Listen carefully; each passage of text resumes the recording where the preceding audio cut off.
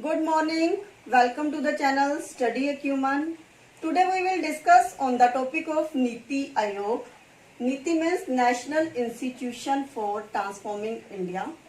Last video में हमने planning commission के बारे में पढ़ा था. प्लानिंग कमीशन वाज सेटअप इन 1950 में सेटअप हुआ था और it has given 12 5 years plan और हर प्लान का कोई ना कोई ऑब्जेक्टिव था. जब 2014 में एनडीए गवर्नमेंट आई, दे डिसाइडेड दैट कि there should be a some changes in the Indian economy and it should be a world wide economy. So they have realized that it should be renamed. So they have discontinued the 65 years old planning commission and bring the new name Niti Aayog. So Niti Aayog was established in 1st January 2015. Its main purpose is to do the sustainable development.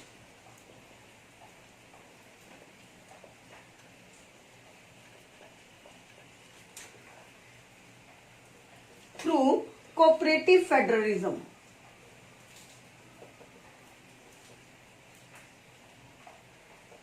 Cooperative federalism क्या होता है? There should be involvement of the state. Planning commission में just planning was made by the centre and there was no involvement of the state. But in the Niti Aayog, the government realized that there should be a freedom to the state to make the policy for the state. क्योंकि हर state की अलग से problem होती है. So they have framed the Niti Aayog to solve the problem of the state and making the change in the governments of all sectors. So Niti Aayog was come in the existence in 1st January 2015. Next topic is objectives and functions of Niti Aayog. Niti Aayog का main objective है sustainable development and inclusive growth. लेकिन sustainable development के लिए there are some sub objectives. First objective is design policy and programme framework with the involvement of state. जो भी हम नीति आयोग में policy बनाएंगे there should be involvement of the state. क्योंकि state level की पॉलिसीज और सेंट्रल लेवल की policy एक जैसी नहीं हो सकती. जैसा कि प्लानिंग कमीशन में होता था कि one is fit for all, तो जो है it should be separate. So there should be involvement of the state. Second is to encourage participation of main stake holders, education and research institutions. So it's there should not be on the politician only at the level of the president, vice president, home minister etcetera. There should be involvement of the stake holders. जो owners होते हैं उनकी involvement, educational institution, research institutions, there should be involvement of the all. Cooperative federalism होना चाहिए. Cooperative federalism means यदि आपका state strong होगा तभी नेशन स्ट्रॉन्ग होगा. तो there should give the freedom to the state. Next point is monitoring and evaluation. जो भी पॉलिसी बनाई जाती है टाइम टू टाइम जो है इट शुड बी मॉनिटर. यदि आपको लगता है कि कहीं पे पॉलिसी में प्रॉब्लम आ रही है तो जो है यू कैन रीफ्रेम इट. आप उसको थोड़ा पॉलिसी को फ्लेक्सिबल बनाओगे ताकि जो है according to the needs you can reframe it और evaluate करोगे time to time, it will give the exact objective or not. Next point, technological upgradation. Time to time you will also upgrade the technology. जैसे digital India, स्वच्छ Bharat India. तो आपको जो भी main आपके programmes हैं आप उनको अचीव करने के लिए time to time you will also upgrade the technology. So these are the sub objectives of the Niti Aayog. Next topic is present composition of Niti Aayog. नीति आयोग में कौन कौन से मेंबर्स हैं? First one is chairperson. Chairperson जो नीति आयोग का होता है it's always prime minister. So Shri Narendra Modi is the chairperson of Niti Aayog. Vice chairperson doctor Rajiv Kumar. Governing council it's always chief minister of state and lieutenant governor of UTs. हमारी 8 UTs हैं जिसमें हमारे 5 जो हैं वो लेफ्टिनेंट गवर्नर हैं और जितने 28 स्टेट हैं तो 28 के 28 स्टेट के सीएम जो हैं they will be the member of Niti Aayog. Full time members हैं 3. Professor V K Saraswat, professor Ramesh Chand, doctor V K Paul. Ex officio member. Ex officio members कौन से होते हैं? जो मेंबर्स ऑलरेडी जिनके पास रैंक होता है they hold the another office also. वो कौन कौन से हैं? Shri Rajnath Singh minister of defence, Shri Amit Shah ministry of home affairs, Shrimati Nirmala Sitharaman, ministry of finance and ministry of corporate affairs, Shri Narendra Singh Tomar, ministry of rural development and ministry of agriculture and farming. Of chief CEO कौन है इसका? Chief executive officer, ये fix period के लिए होता है। Amitabh Kant is the CEO of Niti Aayog. 2018 में it also include the special invitees. उनमें कौन कौन है? Piyush Goyal, Rao Inderjit, Thawar Chand Gehlot and Nitin Gadkari. So this is the present composition of Niti Aayog. So all they are the members. Those make the policies for the development of the country. Next topic is difference between Planning Commission and Niti Aayog. Planning Commission में full time 8 members होते हैं और नीति आयोग में 3 full time members. और इसमें जो allocate the funds state के बीच में होता था, it was given by the Planning Commission. लेकिन इसमें एलोकेशन ऑफ फंड कौन करता है? फाइनेंस मिनिस्ट्री करती है, नीति आयोग नहीं करता। नेक्स्ट है state role was limited. State का कोई रोल नहीं होता था, just planning was framed on a centre level और स्टेट को बता दिया जाता था कि दिस इज द प्लानिंग, आपको वर्क जो है अकॉर्डिंग टू प्लानिंग करना है। लेकिन नीति आयोग में जो है there is a full freedom of state to frame the policy with the cooperation of centre. Member secretary were appointed by the appointment committee, appoint करती थी जो मेंबर सेक्रेटरीज थे। इसमें member secretary was appointed by the prime minister. No provision of part time members, इसमें part time members की भी provision है। It includes deputy chairperson, member secretary and 8 full time members. लेकिन इसमें नई पोस्ट जो है राइज की गई, वाइस चेयरपर्सन की, पार्ट टाइम मेंबर्स की, एक्स ऑफिसियो, स्पेशल इन्वाइटीज। जो नीति प्लानिंग कमीशन था, it just impose the policy on state. आपने स्टेट को पॉलिसी दे दिया और स्टेट जो है उन पॉलिसीज को बिल्कुल फॉलो करेगा। लेकिन नीति आयोग में जो है it is a think tank, advance जो है थिंकिंग पॉलिसी है। It does not impose the policies on the state, just they have also taken the opinions of the state to framing the policies. So this is the difference between Planning Commission and Niti Aayog. Next topic is 3-year action agenda of Niti Aayog. Niti Aayog proposed the 3 years action plan, 7 years strategy and 15 years vision. जो 3-year action plan है, it includes 3-year revenue and expenditure, economic transformation in major sector, regional development, growth enables, government, social sectors, sustainability. तो ये 3 years action plan, 7 years strategy and 15 years vision. अभी 3-year action plan 2017 से 20 तक, और इसका vision कितना होगा?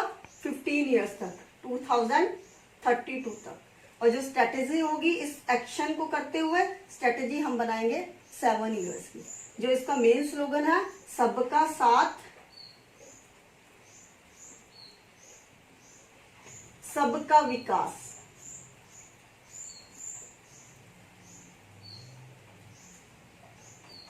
और इन सारे के सारे 7 एरियाज को जो है it has been covered in the 3-year action agenda. 3-year action plan का first point is 3-year revenue and capital expenditure. इसमें हम एक्सपेंडिचर को एलोकेट करेंगे in the different expenditure matters.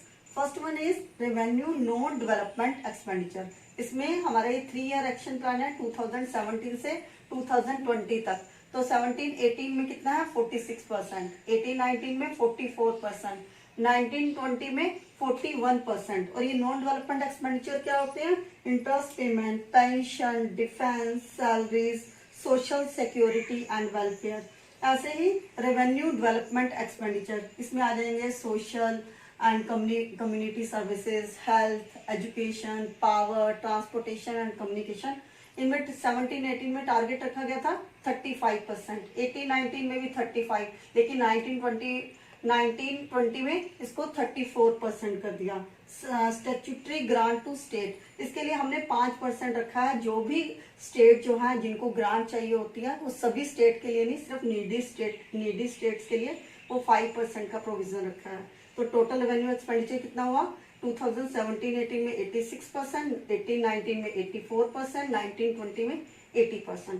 ऐसे ये था रेवेन्यू. अब कैपिटल नॉन डेवलपमेंट एक्सपेंडिचर जैसे डिफेंस हो गया, इसमें 5% 17-18 में, 18-19 में 6%, 19-20 में 7% इसको इंक्रीज कर दिया. Capital development expenditure railways, roads 17-18 में 9%, 18-19 में 10% एंड 19-20 में इसको और ज्यादा इंक्रीज कर दिया ताकि इंफ्रास्ट्रक्चर पे पैसा ज्यादा अच्छा खर्च हो सके 13%. तो ये टोटल हो गया 14%, 16% एंड 20%. अब यदि हम दोनों रेवेन्यू एक्सपेंडिचर और कैपिटल एक्सपेंडिचर को करते हैं तो हमारा ये हो जाएगा 100% जो है. This is the proposed revenue and expenditure budget, जो कि हमने 3 ईयर एक्शन प्लान में इतना खर्च करने से हमारे 15 ईयर्स के विजन को ध्यान में रखते हुए कि we will achieve the 15 years target. Second point is economic transformation in major sectors. There are 2 major sectors, agriculture sectors and trade, industry and service sector. Agriculture sector में क्या इसका एम है, फार्मर्स की इनकम को double करना. हम farmers की income को डबल कैसे कर सकते हैं, इम्प्रूविंग फार्म प्रोडक्टिविटी. इसके लिए हमें अच्छे सीड्स और अच्छी इरिगेशन फैसिलिटीज और डिफरेंट योजनाएं लाइक प्रधानमंत्री कृषि संचार योजना. तो इससे जो है हम फार्म की प्रोडक्टिविटी को इंक्रीज करके फार्मर्स की इनकम को डबल कर सकते हैं. एग्रीकल्चर मार्केटिंग पॉलिसीज, इसके लिए हमने ई नेशनल एग्रीकल्चर मार्केटिंग स्टार्ट की है, जिसमें कोई भी पर्सन जो है, कोई भी बायर जो है, they can place order in any Mandi of the India. फिर प्रधानमंत्री फसल बीमा योजना जो है, इसको भी काफी प्रमोट किया गया है ताकि फसल जो है, जितनी भी फसल है उसका मिनिमम सपोर्ट प्राइस जो है फार्मर्स को मिल सके. फिर non farming activities like poultry, horticulture, fisheries, piggeries, इनको भी जो है एनकरेज किया गया. रिफॉर्म्स इन टेंडेंसी लॉज, इसमें लॉज जो है, लॉज में भी जो है बहुत ज्यादा चेंजेस लाए गए ताकि जो है there will be direct link with the buyers and the farmers. So these are the development in the agriculture. फिर जो है trade, industry and services sector में भी चेंजेस लाए गए. First one is export based industries. Government ने employment को increase करने के लिए they have given the emphasis on the export based industries like heavy industries, metal industries, paper industries, steel industries. इनको काफी encourage किया है ताकि जो है लोगों को जॉब मिले. फिर है attracting multinational firms in labor intensive industries. जो भी ये मल्टीनेशनल कंपनीज हैं, they are just engaged in the capital intensive industries. लेकिन गवर्नमेंट ने इसमें जो है प्रोविजन रखा है कि ताकि जो है लेबर इंटेंसिव, जहाँ पे लेबर की ज्यादा जरूरत होती हो, वहां पे जो है मल्टीनेशनल कंपनीज आके अपने पैसे को इन्वेस्ट करें. सो जो है हमारे लेबर जो है दिक्कत एम्प्लॉयमेंट. नेक्स्ट है more stress on tourism, real estate, financial services sector. Tourism में बहुत ज्यादा पैसे लगाए गए ताकि टूरिस्ट यहाँ पे आए और हमारे यहाँ पे इनकम इंक्रीज हो, रियल एस्टेट में, फाइनेंशियल सर्विसेज में. नेक्स्ट है 2 large size coastal employment zones बनाए गए. स्पेशल इकोनॉमिक जोन्स की तरह कोस्टल इकोनॉमिक जोन्स भी बनाए गए हैं. उसका जियोग्राफिकल एरिया जो है 500 स्क्वायर किलोमीटर होना चाहिए या इससे ज्यादा होना चाहिए. So these are the provisions done in the 3 year action plan under the economic transformation. Next point is regional development. 3 year action plan में रीजनल डेवलपमेंट का भी एजेंडा रखा गया. रीजनल डेवलपमेंट क्या होता है, रूरल भी डेवलपमेंट हो और अर्बन डेवलपमेंट भी हो. तो अर्बन डेवलपमेंट में क्या क्या हमने एजेंडा रखा है, developing 100 smart cities bye year 2019-20. 100 smart city. Aurangabad जो है वो पहला स्मार्ट सिटी बन चुका है जिसमें पूरी के पूरी फैसिलिटीज हैं, चाहे वो इंटरनेट की facilities, infrastructure, road facilities, bridges all facilities are there or all they are connected with internet. Second है प्रमोटिंग स्वच्छ भारत मिशन, जो महात्मा गांधी की 150th बर्थ एनिवर्सरी पे this scheme has been launch by Narendra Modi 2 October 2019. इसका नाम क्या है? स्वच्छ इंडिया को स्वच्छ बनाना. नेक्स्ट है providing house facility for all 2020, सभी के पास घर होना चाहिए. प्रमोटिंग स्किल डेवलपमेंट, स्किल को डेवलप करना ताकि सभी को एम्प्लॉयमेंट मिल सके. और रूरल ट्रांसफॉर्मेशन में ये 4 पॉइंट जो अर्बन के हैं वो तो है इंक्लूड, उसके अलावा providing electricity to every village by year 2018, providing digital literacy and digital connectivity. आज भी कुछ गांव ऐसे हैं जहां पे इंटरनेट की फैसिलिटीज नहीं है, तो उसको डिजिटल, लोगों को मोबाइल का, इंटरनेट का ज्ञान नहीं है, तो उनको जो है लिटरेट करना. नेक्स्ट है स्ट्रेंथनिंग मनरेगा for promoting employment for rural population. ये मनरेगा क्या होते हैं? Mahatma Gandhi national rural employment guarantee act है. इसमें 100 डेज के लिए मिनिमम जो है एम्प्लॉयमेंट मिलती ही मिलती है. This has also been launch. पहले, इससे पहले 2005 में इसका नाम नरेगा होता था.